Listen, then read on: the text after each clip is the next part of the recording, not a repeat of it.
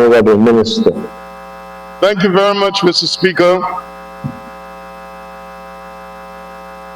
Mr. Speaker, let me begin by thanking all of my colleagues on this side of the House for standing and defending Budget 2020, a budget for the people of Guyana.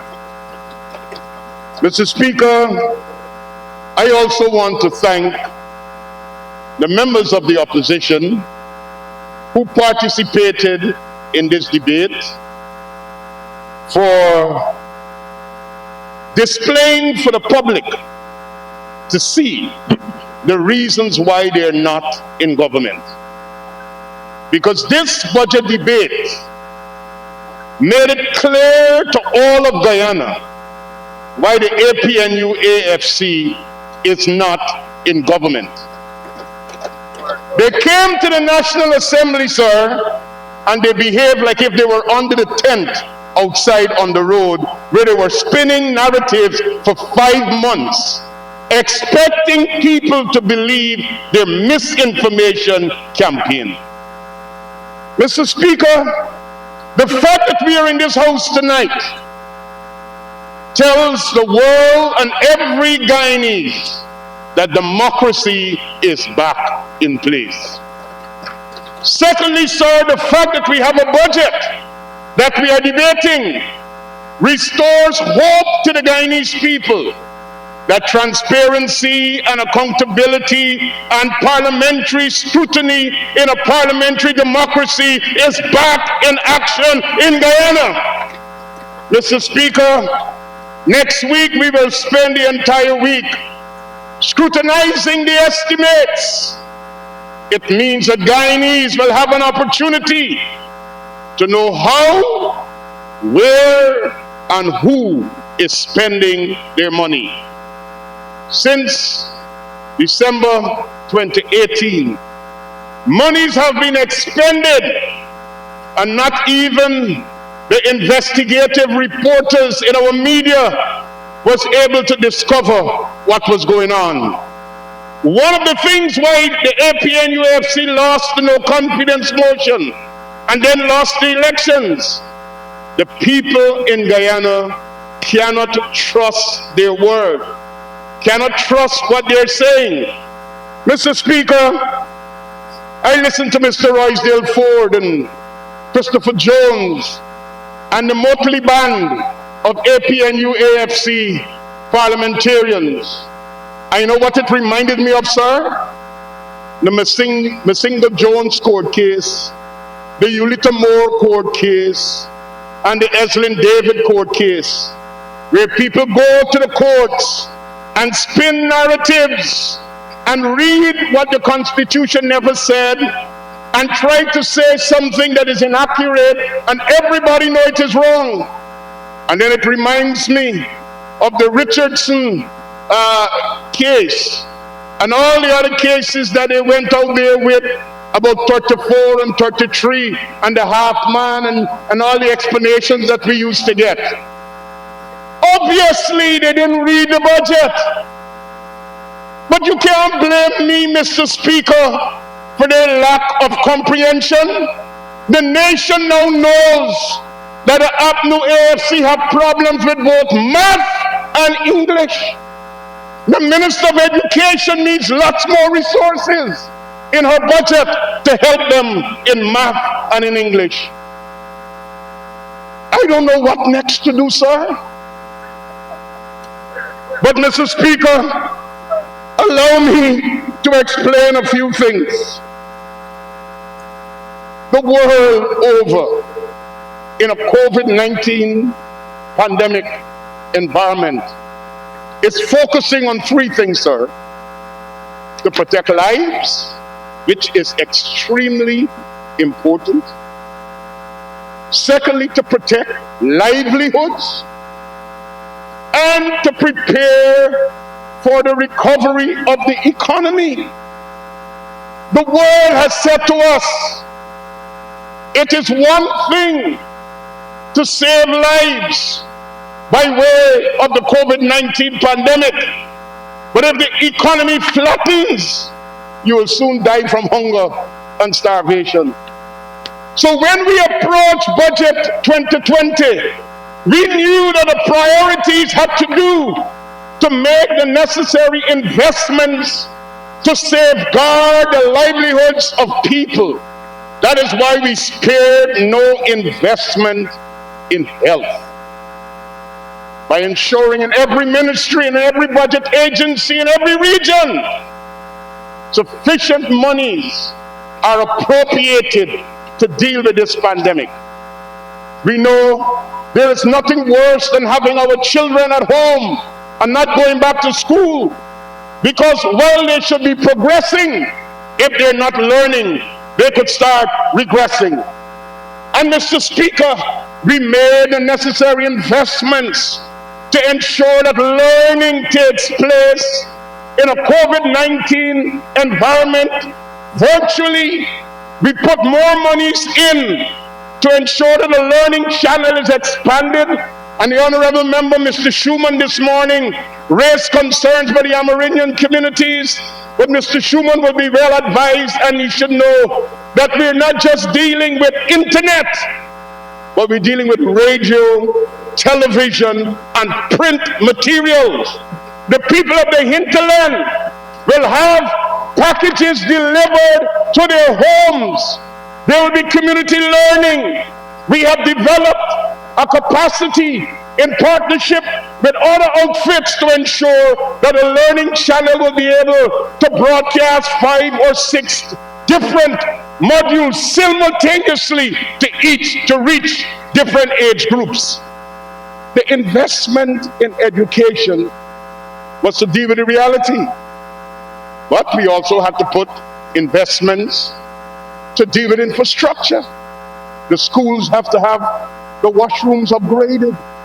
They have to have the sinks for the washing of hands, proper ventilation and proper environment.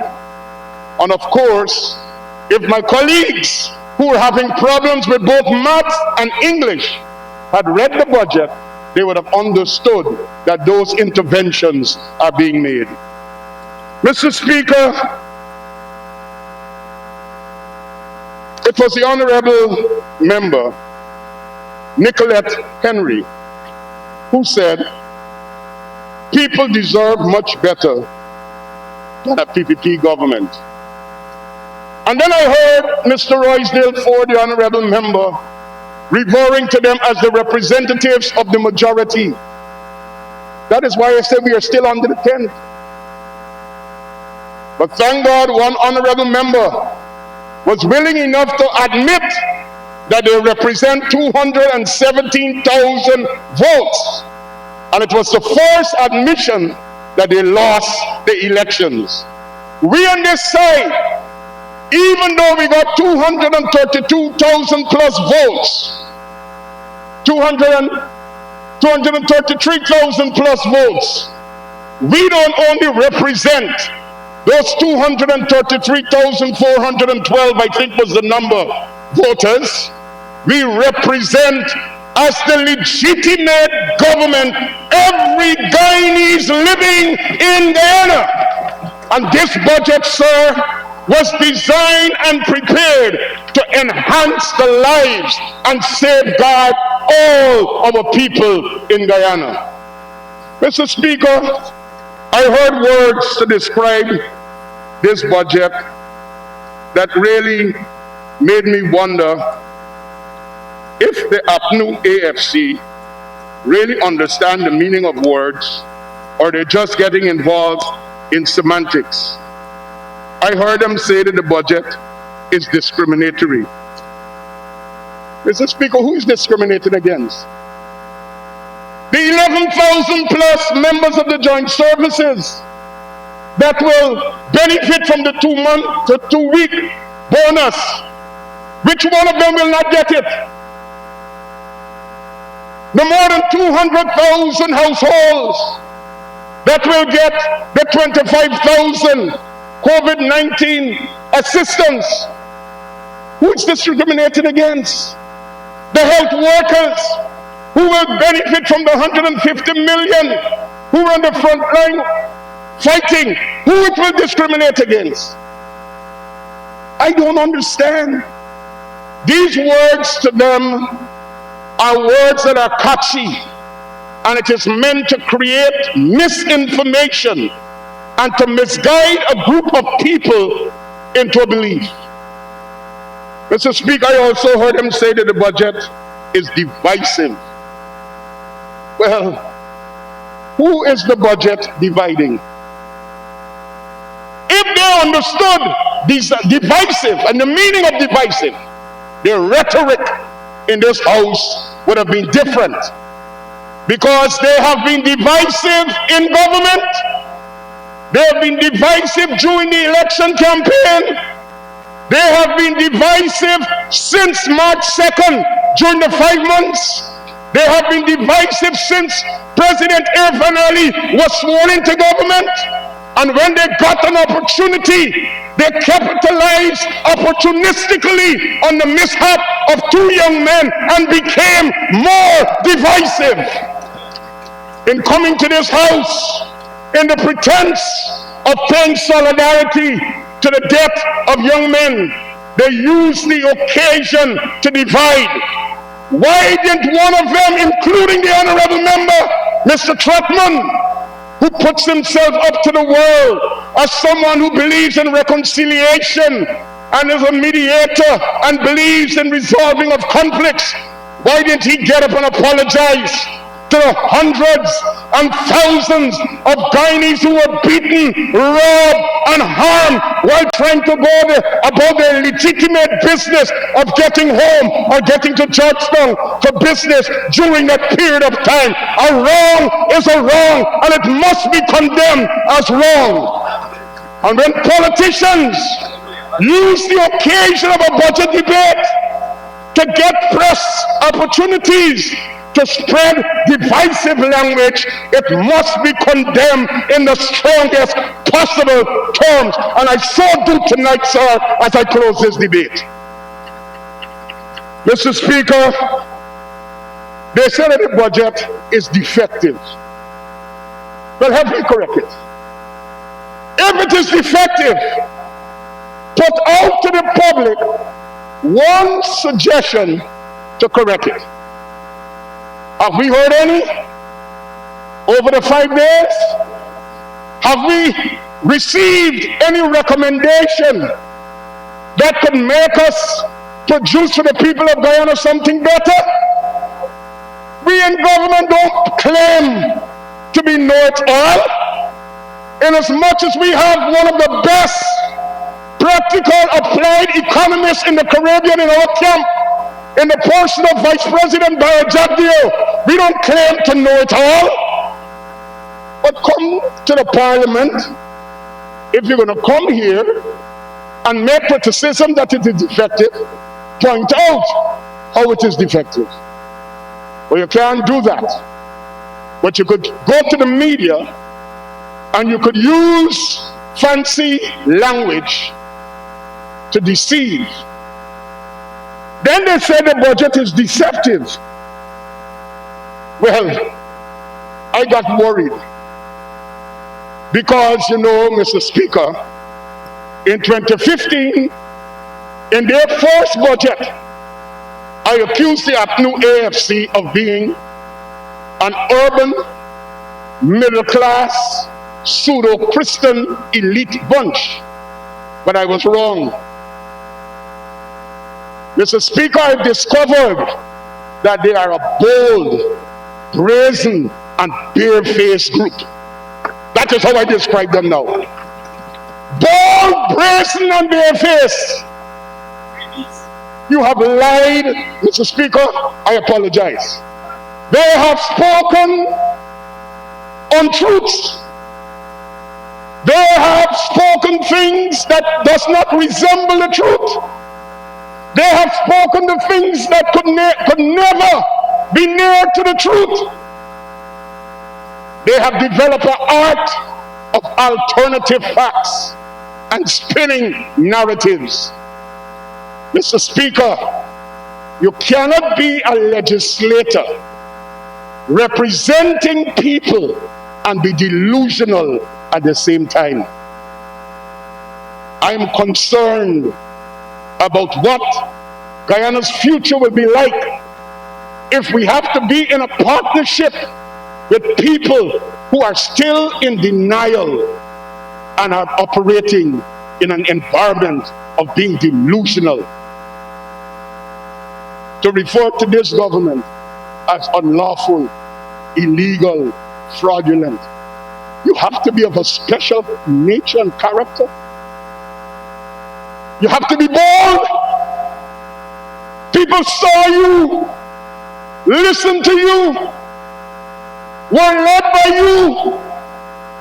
Then all of a sudden you disappeared because the cookie jar broke and the whole world saw what was in the cookie jar. And then you come to this August assembly to say that the budget is deceptive. Mr. Speaker, I heard the Honorable Member Edghill Ford reading from the budget and using arguments from the budget to say that the economy was great when they left it. Well, if the language that he used and he read is in the budget document, how could it be deceptive when we place the truth on the table? When we brought the truth as it relates to the state of the economy, the non-oil economy, the sectors that were struggling and the sectors that were limping along, we brought the truth to the table. And we told the whole nation that while we pay attention to petroleum and put in place the things that are needed for the development of the oil and gas sector, we have to pay attention to the non-oil sector. And that is why we put $5 billion in the budget for Gaisuku to reopen the sugar estate. They have a problem with that. Mr. Speaker, some overzealous person in the opposition who probably got somebody to write a speech to them came with a written script that says, "Where are the jobs?" Mr. Speaker, if they had listened to the Honorable Member Colin Crowell, and they had listened to the Honorable Member Susan Rodriguez about what is going to take place just in one sector, housing and water, they will know if you're building houses, it's jobs. The hardware stores, the canter driver, the draycart man, Mr. Speaker, even the junkie who got to clean up after the construction of their work. If they had read the budget, they would have understood that. If they had listened to the Honorable Member, the Ministry of Tourism, Industry and Commerce, they would have heard the fact that we are going to industrial estates and opening up opportunities for manufacturing. That is where jobs are. If we're talking about agro-processing, jobs. If we're talking about incentives for the planting of corn and soybeans, plantation agriculture, jobs.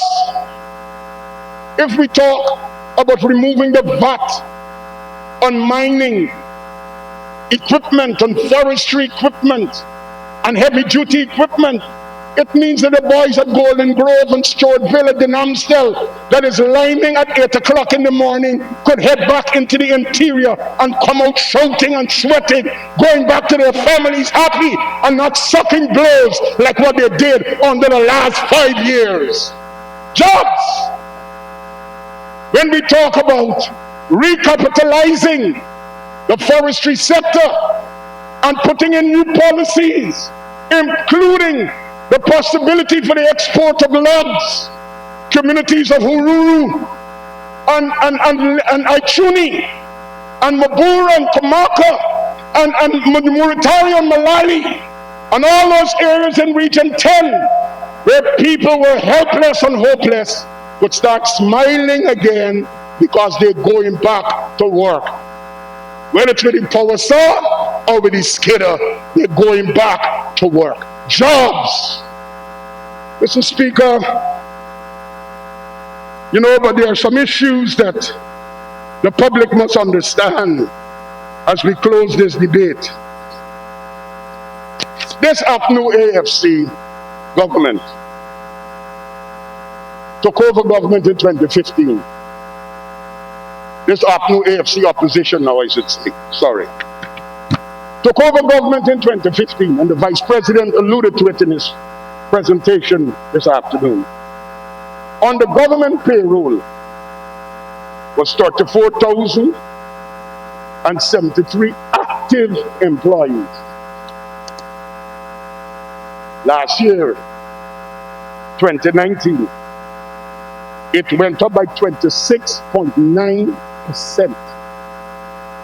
Now, they may want to make an argument how more people got employed, but do they have anything to show that what these more people that they employed did to make Guyana better?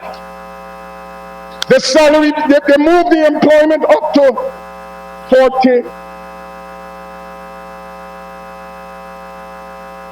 43,169. 9,000 more people they packed in the public service. You know what that meant? Their friends, their family, their political activists, they put them on the payroll to do political work.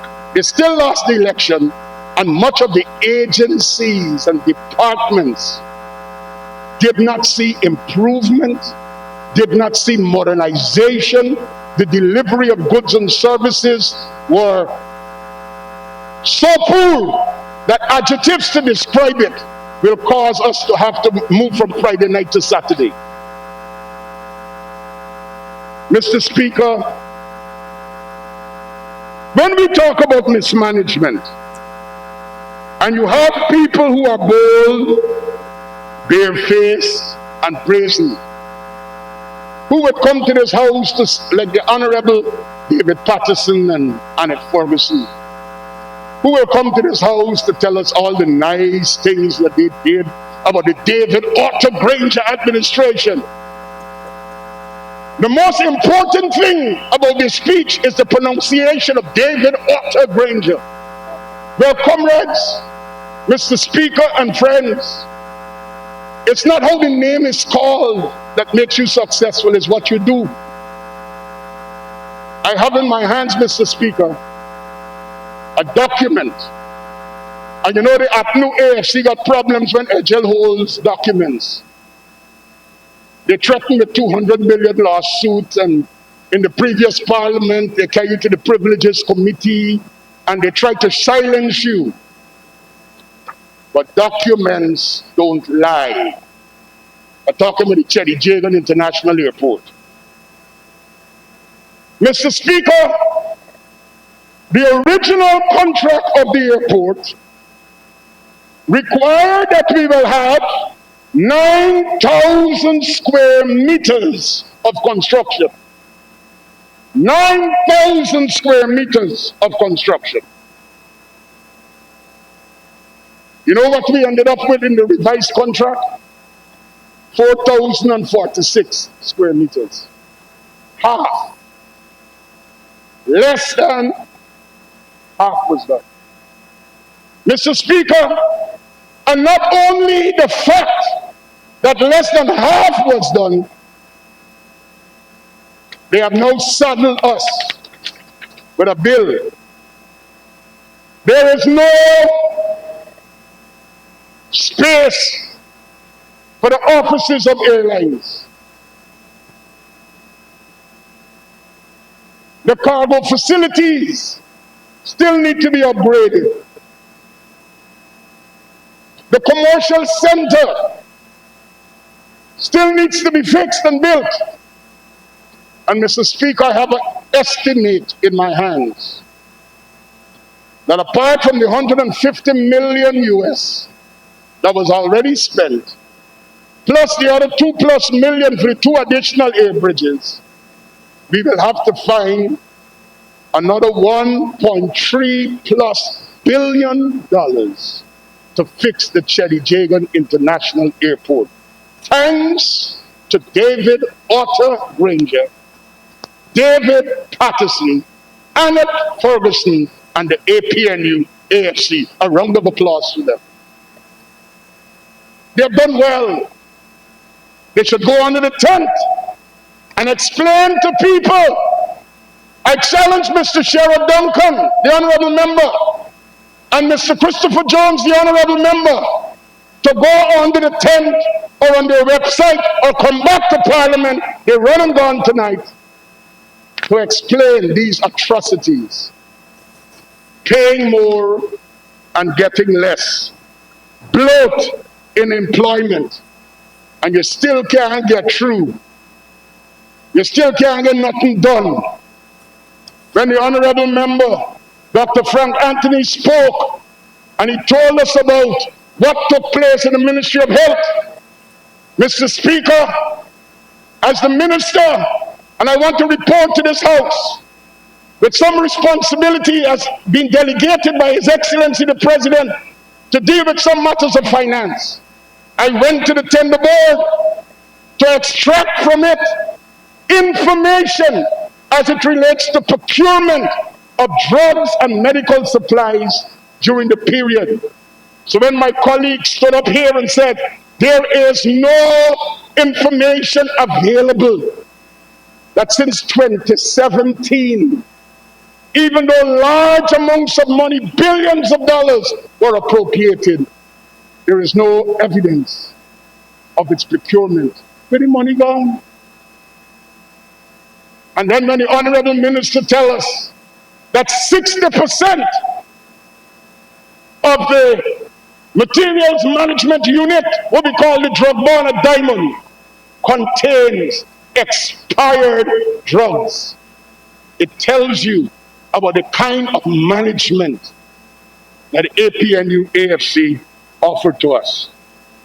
So, Mr. Speaker, I don't want to have to go through each and every item that was mentioned, but it was clear that even though they stood up to praise the fact that Mr. Winston Jordan did all these excellent budgets, where is Winston Jordan? Why is not in the Parliament to defend his legacy? And where is the financial expert among them who could come and speak to both the fiscal and monetary policies? Do you know that in all 5 days of the presentations coming from the opposition, none of them have been able to point to a single item in the budget that they have problems with as it relates to its allocation, its appropriation, and if it would really benefit the people? They came with vacuous statements, broad brushing the budget. It's defective, it's deceptive, it's divisive, it's discriminatory. They have a fetish for these nice sounding phrases because like it catches on Facebook and they get people to believe the rhetoric. But Mr. Speaker, it's Friday night and my colleagues have so eloquently defended this budget. It makes my time in rebutting tonight very simple. And I don't have to be long. But Mr. Speaker, let me wrap up this debate by telling everybody in Guyana that the nature of an emergency budget at a national level has required us to address swiftly and decisively some issues. We got into office and we had to diagnose and solve problems. Every minister, when they got to their sector After they were sworn in, they had to diagnose and we had to produce solutions. This COVID-19 pandemic is before us, and we have to collectively work to ensure that we all remain safe. Our livelihoods, our businesses, the small businesses must be protected. And we have to find a balance between keeping people safe and making sure that the economy don't collapse. We have to expand access to and the capacity for testing. We have to implement the wearing of a mask as a compulsory measure. And Mr. Speaker, we were very saddened that you could not have been physically with us. But we must congratulate you for the great job you did, even though conducting virtually. But if we did not have some irresponsible people, you would have been safe.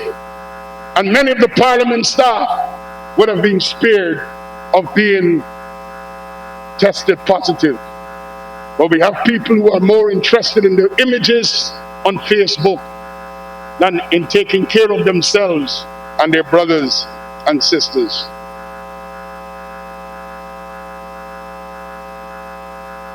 Mr. Speaker, when I came here last Wednesday and presented our budget, and I say our budget because this budget that was read by me, sir, in as much as I led a team that had to produce it, it was our budget. Every minister and every one of us participated in putting it together. And I want to thank my colleagues for their hard work and participation.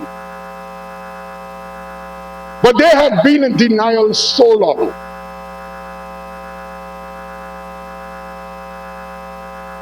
If they had allowed democracy to have its course,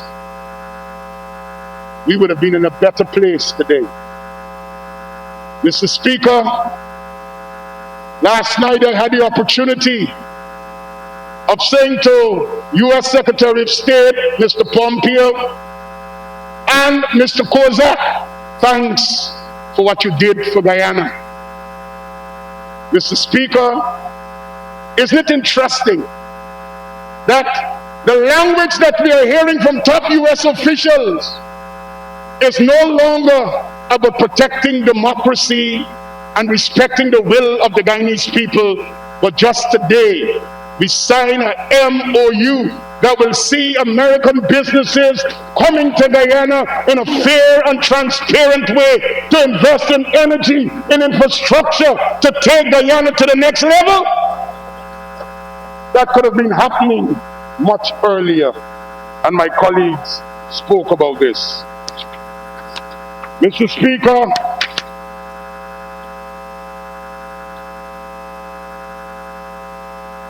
COVID-19 didn't just happen after the elections.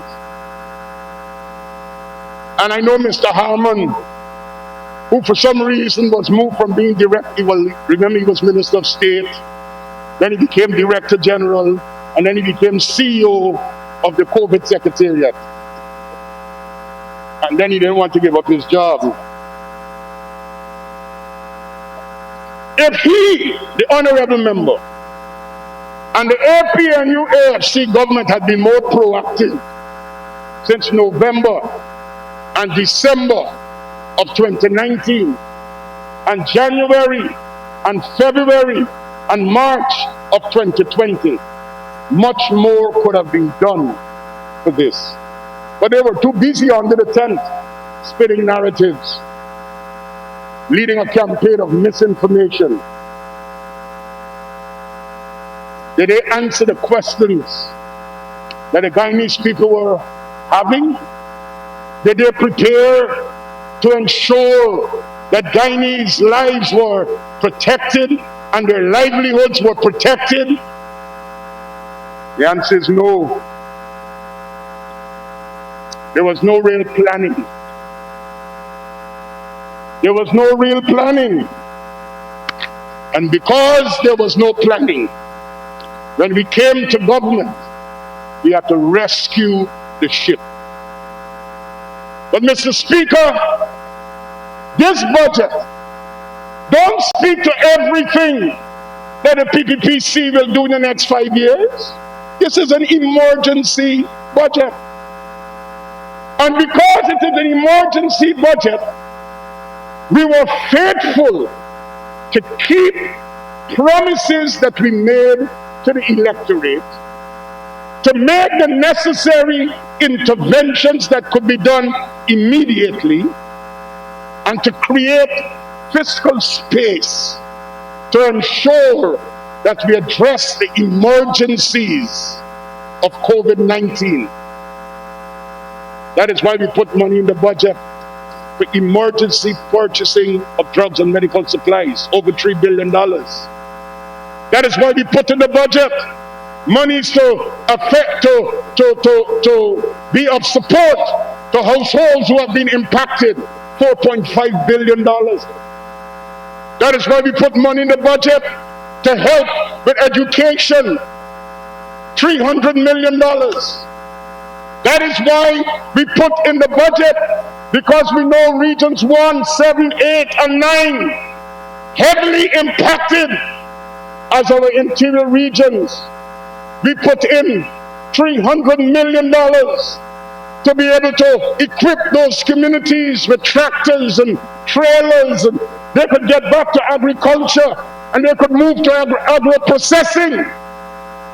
That is why we put in the budget, sir, opportunities for individuals, small, medium, and large-scale investments could benefit from the removal of VAT on important items. We told our men and our women in uniform that we will restore their bonus, and even in an environment where we have to create fiscal space to deal with funding in a pandemic, we did not forget our men and women in uniform. And in this emergency environment, we are giving them a 2-week bonus at this time. We will deliver to the people of Guyana. We will, like we always did in the 23 years that we were in government, 1992 to 2015, held our hands out to the people of Guyana. Mr. Speaker, while I ask that this budget be adopted and passed in this House, I stretch out my arms of friendship, saying to the men and women who were elected to sit in this noble House, who now sit in the opposition benches, it is not too late to repent. It's not too late to tell your supporters you are sorry. It's not too late to turn your life around. It's not too late to start behaving responsibly. It's not too late to start being human again. It's not too late. You know, it is one thing, and I listen. Everybody got scriptures now in their speeches. As if a scripture, when you quote it, it makes you more righteous than those who didn't quote it. But Mr. Speaker, the same scriptures that you're quoting tells you, by your fruits you shall know them. Guava tree got to bear guava. Cherry tree got to bear cherry. Righteous trees got to bear righteousness, not stealing an election and deceiving a nation. So, quoting scriptures and thanking Almighty God Jesus spoke about that, Mr. Speaker, and I know you read the Bible. He referred to people like that as scribes and Pharisees. And his language was not very complimentary, so it was not my language. He called it whitened sepulchres with dead men's bones. In everyday language, you're a tomb painted nicely, but inside full of stench. But it's not too late. The PPPC comes to this house with Budget 2020, not for prosperity for PPP supporters, but with prosperity for all Guyanese. The PPPC comes to this house not to incentivize PPP-friendly private sector businesses, but we come to this house with measures to incentivize every business in Guyana, whether you voted or financed the APNU, AFC, you are still benefiting from these measures. Mr. Speaker, so we have to make it known we stand willing and ready to stretch out our hands of partnership. But they say in Guyana, one hand can't clap. So in as much as we are ready to work, they must show the willingness. And Mr. Speaker, whenever there is a conflict, whenever there is a crisis, whenever there is a problem, the number one thing that is needed for dispute resolution is an acknowledgement that a wrong was done. And if you got people coming here to still justify and to sing from a song sheet or to read a script that the PPPC is illegal and fraudulent with threats in the National Assembly, breathing out threats. Just now you're going to be removed 2 years, you're going to be there. And all the threats. You got to change our attitude, Mr. Speaker. But I say we are willing, ready, and able. Dr. Muhammad Irfan Ali and Team PPPC will lead Guyana for all Guyanese, and I recommend to you Budget 2020. Thank you very much, Mr. Speaker, and God bless Guyana.